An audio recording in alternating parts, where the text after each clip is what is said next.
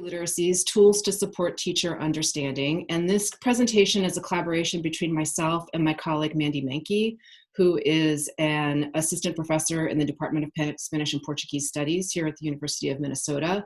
She wasn't able to join me today, but together we co-direct CARLA's Foreign Language Literacies project, and I'm going to be presenting part of that project's work today. We use the word tools in our title deliberately. So every profession has tools that they use to carry out their daily work and to make that work easier. In language teaching, we often talk about having an instructional toolkit to help us do our jobs. And this represents the repertoire of strategies, activities, classroom management techniques, assessment practices, and so on that we have at our disposal. A simple search of the Central States Conference program, where Mandy and I were originally scheduled to give this presentation, identified 30 sessions that reference tools or toolboxes or toolkits. In this presentation, rather than focus on the tools that teachers use with students, we're going to focus on tools that support teachers and their understanding and implementation of multiliteracies pedagogy. So to situate the presentation, I'm going to start with a crash course in multiliteracies pedagogy and its relationship to communicative language teaching.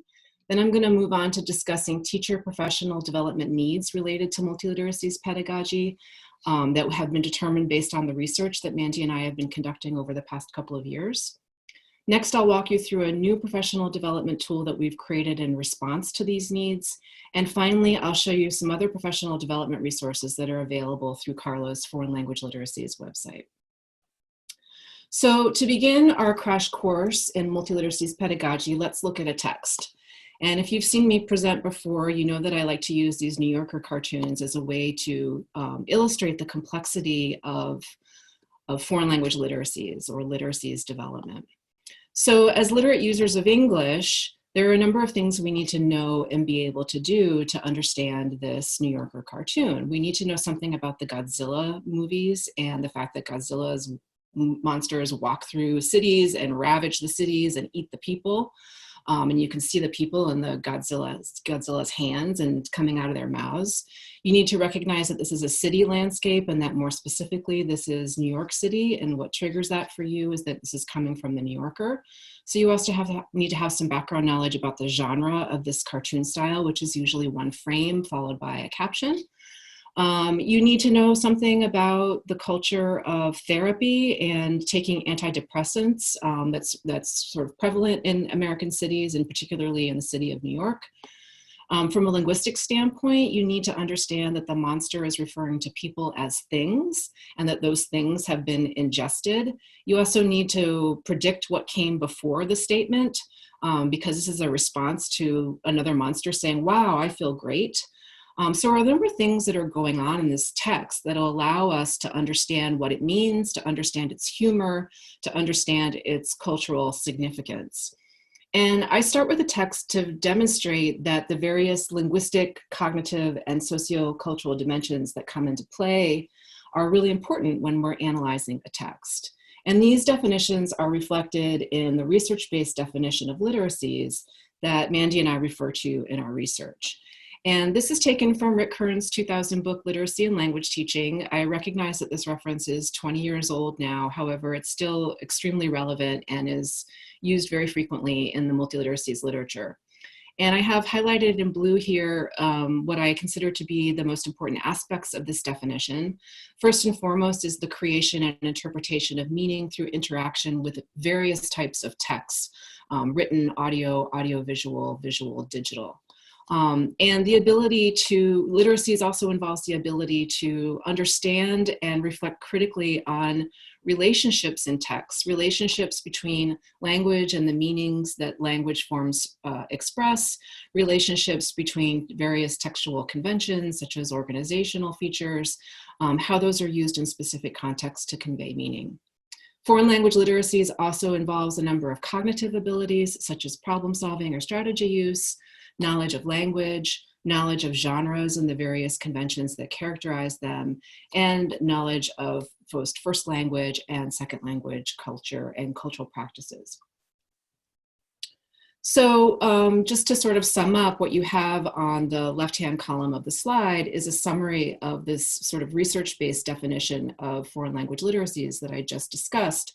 And this is really what we want to think of as a goal for foreign language instruction.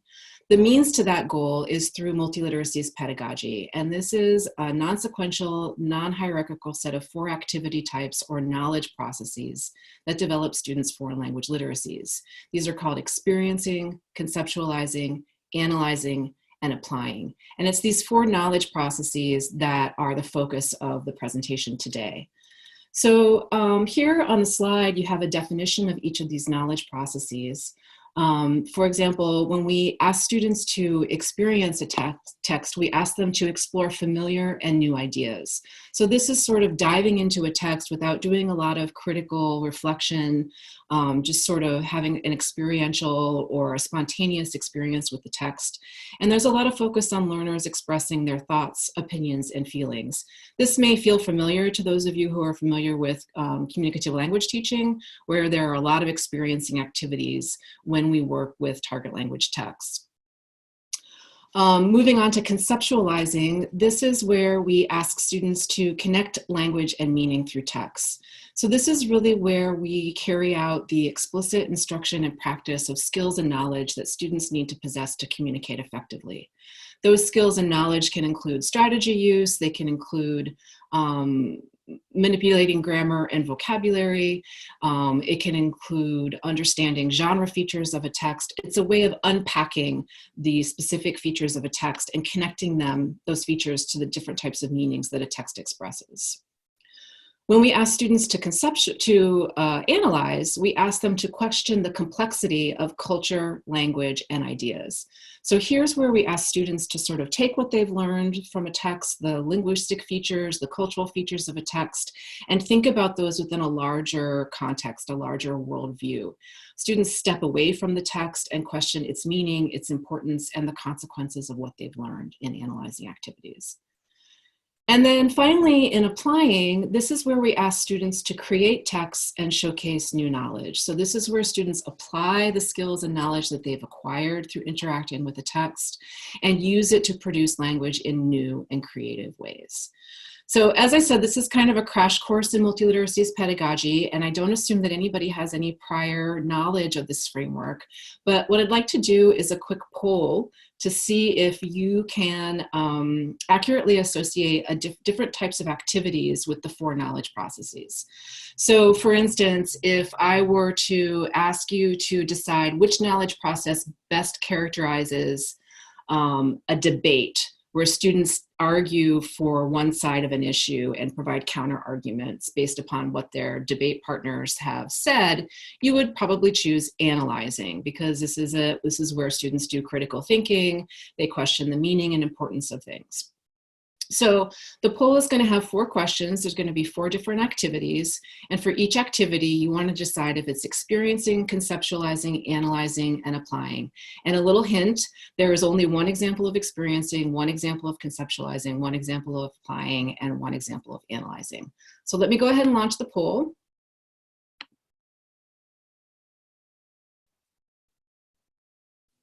So hopefully everyone can see it. I see some answers coming in now.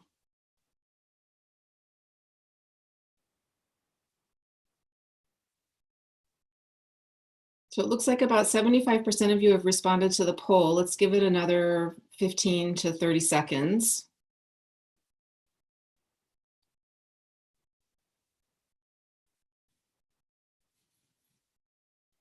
Okay, we're at about 85%. That seems like a pretty good completion rate for a survey. So I'm going to go ahead and end the poll and share the results with you. Okay. So it looks like about, most of you chose experiencing for true false, analyzing for self-assessment, applying for story retelling, and conceptualizing for text annotations. That one seems to cause the most difficulty for folks. So let's have a look at the answers. So you can see at the bottom of this slide in bold the 4 different activities that I had in the poll. So you were correct that true false questions are an example of experiencing activities. Other examples include brainstorming vocabulary as in a pre-reading activity, or doing a think, pair, share to explore themes that might come up in a text. Text annotation was indeed a conceptualizing activity. This allows students to identify language forms and kind of understand how they work within a text. Another common conceptualizing activity would be a concept map, where you might take 3 of the most important concepts that come up in a text and then ask students to find vocabulary from the text that they associate with that concept to connect language forms and meanings. Self-assessment was an analyzing activity. I gave the example of a debate already. Another example of analyzing would be a 3-2-1 summary, where you ask students to summarize the content of a text in 3 sentences, maybe make 2 cultural comparisons, and ask 1 question. And then finally, story retelling was an applying activity. Another example of that would be a genre reformulation, where students maybe read a poem and then you ask them to rewrite that poem in a prose form, for instance. So with this basic understanding of multiliteracies pedagogy established, let's try to situate multiliteracies pedagogy within an approach that you probably already know, and that is communicative language teaching. So for this, we're going to do a brainstorming activity, which is an experiencing activity, if we think about the 4 knowledge processes. And I'm going to open up the chat. So the chat is at the bottom of your screen. You just click on the chat icon. It should be open to everybody now. And what I'd like you to do is type in your answers to the question on the slide. What do multiliteracies pedagogy and communicative language teaching have in common? So I'll give you a minute or 2 to type that in, and we'll see what the trends are.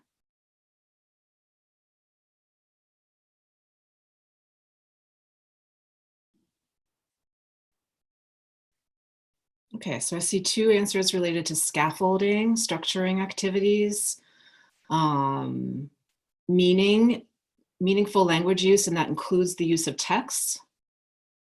And having some kind of a purpose. A couple people are talking about it being student-centered, active student engagement.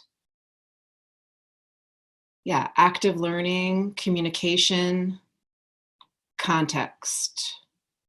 Okay, so that looks good. Now let's look at the next question, which is, how are multiliteracies pedagogy and communicative language teaching different? So again, just enter your answers in the chat, and thanks to Corey for getting my settings right. I might have mentioned this is a big experiment for us. It's the first time we're doing this. Okay, so here come the answers.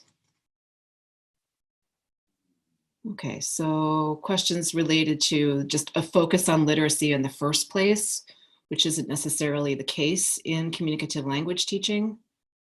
Culture, sort of contextual connections, a more in-depth look at text, including focusing on genre, grammar and other language forms being looked at more critically and more contextually. Okay. So thank you for that. Yeah, grammar and context is a key. Great. Thanks, Lydia. All right, I'm going to go ahead and close the chat now. And the reason that we're doing that is just because, well, it's just easier to manage the webinar if the chat is closed. But again, if you have questions that you would like me to answer, please put them in the Q&A, and I'll get to those at the end. So I'm going to go ahead and close the chat. Okay, so thinking through these similarities and differences between multiliteracies and communicative language teaching might have been challenging for you. And again, I don't presume any prior knowledge. And we have found, Mandy and I have found in our research, that thinking through differences and similarities between these 2 approaches is challenging for teachers who are adopting this approach. And one of the tools that we've created to clarify these differences is an infographic on various meaning-based approaches to foreign language instruction. So what you see on the slide here is a beta version of this infographic. And it distinguishes multiliteracies pedagogy from two of the most prominent meaning-based approaches in secondary and post-secondary language instruction, and those are communicative language teaching and text-based language teaching, or TBLT. So as you can see on the slide in the infographic, we provide a brief overview of why each approach exists, what their purpose is. We identify and define each approach's essential concept or foundational concept. So for communicative language teaching, it's communicative competence. For TBLT, it's the task. And for multiliteracies, it's meaning design. We then go on to explain how the approach focuses on meaning. And then finally, we identify the most salient teaching principles of each approach. And for multiliteracies, that's going to be the four knowledge processes of experiencing, conceptualizing, analyzing, and applying. This infographic was developed in response to what we know about teacher learning in relation to multiliteracies pedagogy and the challenges that teachers face in learning about and implementing this approach. Okay, so research shows us that some teachers face varying challenges relating to learning about and implementing multiliteracies pedagogy. For instance, gaining nuanced conceptual understanding, connecting textual interpretation with the study of grammar and vocabulary, overcoming previous experiences and beliefs, and creating balanced multiliteracies lessons. In a nutshell, what the research shows us is that learning about and applying multiliteracies pedagogy can be a complex and long-term endeavor. In addition to understanding these challenges from a research-oriented perspective, we've been interested in hearing what teachers have to say regarding the professional development resources and experiences that can address the challenges listed on the slide. We're particularly interested in this topic given repeated calls in the research for implementing a long-term holistic approach to professional development that supports teachers in implementing multiliteracies pedagogy. To that end, we carried out a needs analysis of teachers in an introductory Spanish program. Specifically, we used survey and interview data to determine teachers' perceptions of the impact of various professional development experiences in which they participated, and the types of professional development they feel would further facilitate their understanding and implementation of multiliteracies pedagogy. The survey asked teachers to, among other things, rate the professional development experiences they felt they needed to better understand and implement multiliteracies pedagogy. So this slide presents a summary of the top needed experiences based on that survey data. These are mean ratings, and the scale went from 3, extremely important, to 1, not at all important. The activities that instructors rated as most important include working with model lesson plans and activities, creating multiliteracies lessons, a guide for adapting textbook activities, and a database of activities that can be used to target different knowledge processes. In addition, authentic texts with textual features identified and teaching observations were rated highly. In our interview data, we looked more closely at these highly rated activities and experiences. For instance, interview data suggested that participants lacked confidence or were uncertain about instructional priorities in relation to multiliteracies lesson plans. Through sample lessons, they sought to understand what others had done in their classrooms before they had to implement the lessons themselves, thereby building their confidence.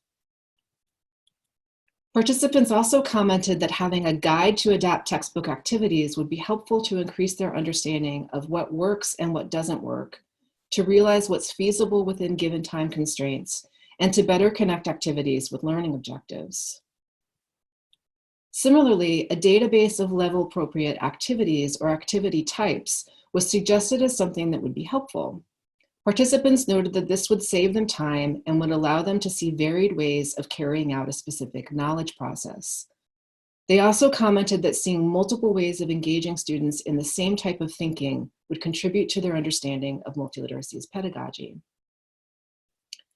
And finally, with respect to observations, both being observed and observing others were mentioned as valuable. Instructors were concerned about student learning and sought low-stakes feedback on their practice. Similarly, when observing others, one participant felt that their understanding of the lesson's purpose was increased, they could see what works and what doesn't, and they could learn from colleagues. Interestingly, all of these highly rated professional development activities and resources are focused on classroom implementation. Activities or experiences focused on conceptual learning, such as a reading group, an infographic to contrast approaches, and non-technical explanation of concepts, received the lowest ratings. Yet previous research makes clear that professional development experiences should be grounded in praxis, Praxis. That is, they should reflect the dialogic relationship between classroom instruction and theoretical concepts. As I already mentioned, however, the professional development experiences our participants valued most were those related to classroom practice, and those they valued the least were related to conceptual development. Of course, Mandy and I were interested in their conceptual development first and their classroom practice second. So our aim in the Foreign Language Literacies project was to bring these two types of professional development needs together through the creation of resources that are praxis-oriented. You already saw an example of this with the infographic, which attempts to explain theoretical concepts from the point of view of pedagogical practice. Another example is a lesson analysis checklist that allows teachers to analyze and adapt existing text-based activities that you might find in a commercially available textbook. The checklist uses multiliteracies principles as its foundation in an effort to develop teachers' conceptual understanding as they think critically about instructional materials. So I want to spend the rest of the presentation showing you this new tool. What you have here is a screenshot of the lesson analysis checklist website, and you can see there are 3 bullet points here with links. At the bottom is the checklist itself. It's currently in a fillable web format. We're going to be developing a fillable PDF soon that can be downloaded. And then in addition to the checklist, we've provided a sample lesson plan analysis to orient users to the tool, and also a sample revised lesson. So I want to walk you through these things to show you what they look like. So let me show you first the lesson analysis checklist so you can see how it's constructed. So the lesson analysis checklist has 3 parts. The first part allows teachers to contextualize their lesson within the chapter or unit in which the lesson occurs. So you can see that there's a space here to enter the chapter unit lesson objectives, the grammar and vocabulary or language forms that are treated in the chapter, the cultural content that's treated in the chapter. There's also a place to list the texts that the lesson is based on, to determine which communicative modes are targeted and where the lesson comes from. In the second part of the checklist, this is where you analyze your lesson. So there's space provided where you can enter your lesson, do activity, and then you can do activity 2, do another activity, etc. Apparently I can't spell. Okay. And then as you go down, there's a table here where you can analyze each of the activities in your lesson and decide which of the learning objectives are being targeted, which language forms are being targeted, and which cultural content is being targeted. And then further down, there's another place where you can decide, okay, this lesson is experiencing, this lesson is conceptualizing, this lesson is analyzing, and so on. So there's your lesson analysis. And then the third part is evaluating your lesson based on that analysis. And we have some reflective questions here to get you thinking about how well your lesson aligns with the stated objectives for the unit or chapter, how well it targets the vocabulary, grammar, and cultural content of the chapter, and how well it treats the 4 knowledge processes of multiliteracies pedagogy. And then there's a final question for you to think about where there are gaps in your lesson and how you might be able to improve it. I also want to point out that there are you may have noticed that there are some items here in blue, and what we've done is provide definitions or glosses of these items to help align theory and practice. So here you have definitions of cultural content based on the products, practices, and perspectives from the World Readiness Standards. We also have definitions of each of the modes of communication, which are grounded in the World Readiness Standards, but also in multiliteracies principles. And for these definitions, we've provided a visual to help users understand those concepts.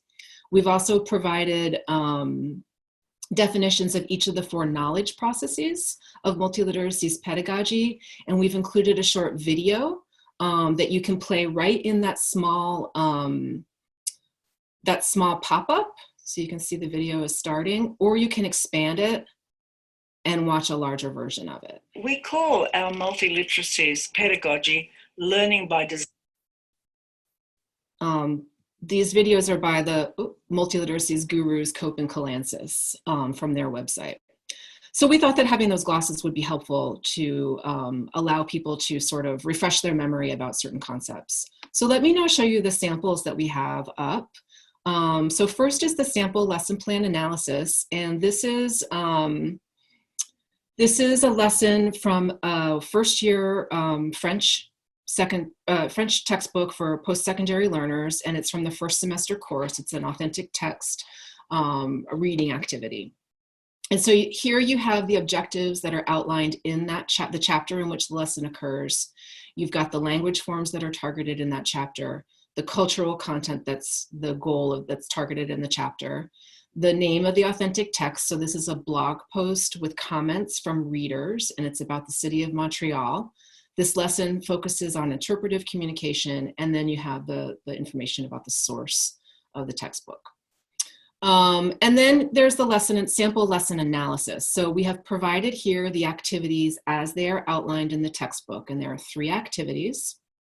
And then to help orient you to the tool and sort of do a practice run of a lesson analysis, this part of the form is fillable. So you as the user can go in and say, okay, I think this activity targets objective 1, and this one targets objective 2, and this one targets objective 3, and you would fill all this in. And then I think this activity is experiencing, conceptualizing, and analyzing. And then down at the bottom, you click to toggle, and you can see what the foreign language literacies project leaders, that is Mandy and myself, entered as answers for the analysis. So you can compare what you did with what we did. The same thing is available for part 3, the evaluation. So these are those same reflective questions that I mentioned earlier. So you can type your answer, and then you can compare it to what our answer is. And that's the case for all of these questions. Then when you're done with that, you can actually look at a revised version of the lesson based upon our analysis of it. So again, we've provided the context for the lesson. You'll note that there are a couple of items in bold. There are 2 new objectives and 1 new piece of cultural content. And these were added based upon the gaps that were identified in the analysis that we did on the previous page. And then we provide an alternate lesson that's grounded in multiliteracies pedagogy. So you can see that it's no longer just 3 activities, but rather it's been expanded to 8 activities. And then once again, you can go in and analyze these activities by deciding which objectives, language forms, and cultural content are targeted, and which of the knowledge processes is targeted in each of the activities. You can click to toggle to see what our analysis of the lesson was. And then finally, for the evaluation, we've added 2 different reflective questions that focus on how the revised lesson improves upon the shortcomings identified and how it better reflects the knowledge processes framework of multiliteracies pedagogy. So you would type in your answer, and then you could see what our suggested response is. So that is the lesson analysis checklist. I'm going to go back to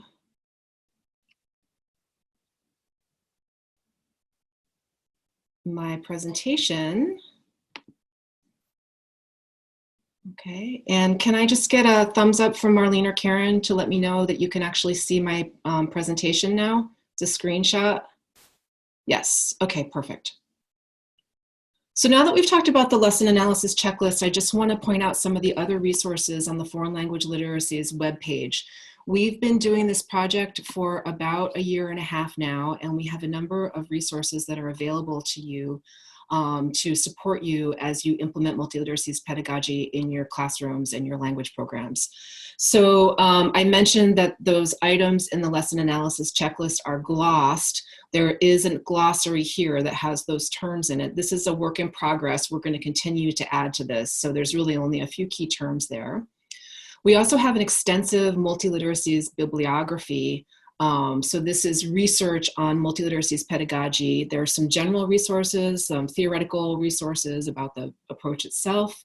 There are resources about, there are references related to curriculum and instruction, specifically applications to foreign language teaching and learning. There is a section on research about student learning outcomes related to literacies-oriented approaches, and then there's another section of the bibliography on teacher learning in relation to multiliteracies pedagogy. And then the last resource that we have up here is text resources. So on this webpage, we have links out to a number of websites that have target language texts, written, audio-visual texts in over a dozen languages, including less commonly taught languages, classical languages, and indigenous languages. And both that resource and the bibliography are updated regularly. We try to update those once or twice a year. So, so keep checking back for more up-to-date references and websites. And of course, if you have text resources that you'd like included on the website, please do send me those links. Okay, so that is it for the presentation. I'm gonna go ahead and start addressing questions. I see there's already one question in the Q&A. You can continue to add questions as we go. We have 20 minutes for Q&A. We may not take that long. We'll just see how things go as the questions come in. So the first question I have is, do participants print out their results or do they get emailed somewhere? So yeah, thanks, Beth. That's a good question. For now, people will have to print their results. And it's just a fillable web page at this point. There's no way to get that emailed. So you would have to print what you see on the page before refreshing the page. Otherwise, you'll lose everything that you entered onto the page. I do want to say that we are working on a fillable PDF. We've run into a couple of difficulties with that. And so, and then, you know, COVID-19 happened. And so that was another difficulty that we ran into. So, but that will be coming soon. So keep an eye out for that. Any other questions? While you're thinking about what your questions are, I want to mention that one of the things that Mandy and I will be working on this summer as an additional resource is a database of sample activities organized according to the 4 knowledge processes. So the idea is that teachers should be able to go into this database and say, okay, I have this text-based lesson, but I can't think of a good analyzing activity. They can go into the database and they can pick analyzing, and they'll be able to pull out any number of activities that they could really just plug into their lesson. It would also be a way to create lessons so that you could use this database to sort of plug in activities to create lessons around text, and we'll have some models for that. Yeah, so Beth has another question about the use of the lesson analysis checklist. Had they already used it and did they fill it out completely? That's, teachers have used it. We piloted this with some teachers, so we got feedback on it before we put it online. We have not been tracking the use of it on the CARLA website. We can certainly do that just to get some metrics about number of clicks. And I can't answer the question about whether or not they have filled it out completely. And then question from Carter. Yeah, so this is just a follow-up to Beth's previous question about do you get an email of your responses to the fillable online form? You could take a screenshot before you close the form instead of printing if you wanted to save paper. Okay, I have a chat here. Yeah, and it can also save as a PDF, Marlene tells me. The fillable web page, once you've entered all of your data in there, you can save it as a PDF instead of printing out a copy. Thanks, Marlene. Okay, question from Lydia. Of the 4 types of knowledge processes, do you think one is more prevalent now that we're doing remote teaching? Oh, that's an interesting question. I can only speculate based upon what our research has told us. Experiencing activities are the most common in lesson plans. That was based on a study that Mandy and I conducted, but also we partially replicated a study that had similar results. Experiencing activities comprise about 80% of what teachers do around texts when they're teaching them in the classroom. I would guess that trend is probably still true now that we're teaching remotely, although it would depend on how teachers are structuring synchronous versus asynchronous learning. I would guess that asynchronous activities might be more focused on analyzing, whereas synchronous activities might be more focused on experiencing, but I'm just guessing. So Kaishan asks, does research show if multiliteracies pedagogy is being adopted in less commonly taught languages such as Chinese? Yeah, thanks for that question. There's a volume that came out in, I want to say 2016 maybe, from folks at Dartmouth on their applications of multiliteracies pedagogy. And there were a number of articles in that documented applications of multiliteracies pedagogy in Chinese, Japanese, and I think maybe Korean classrooms. So there is some research out there. And I can say just from anecdotal experience that I've done a number of workshops, including workshops for teachers of less commonly taught languages, specifically Arabic and Chinese. And those teachers seemed excited about the potential of multiliteracies pedagogy for engaging learners more with target language texts than is the norm in some of those languages.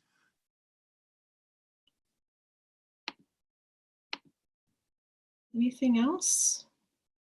Yeah, Martha. Thanks, Martha.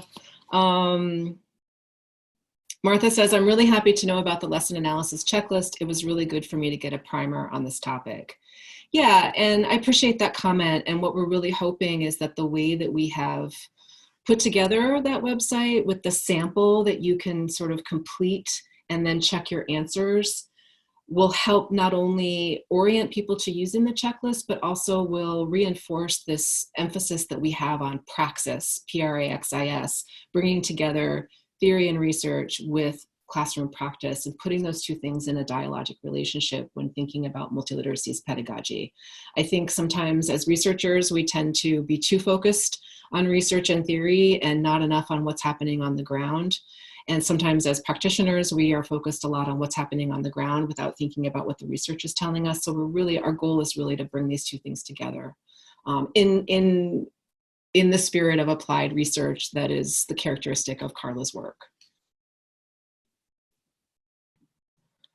Well, I want to thank all of you for coming today. There are 27 people in this webinar, 24, not including myself and the CARLA staff who are here.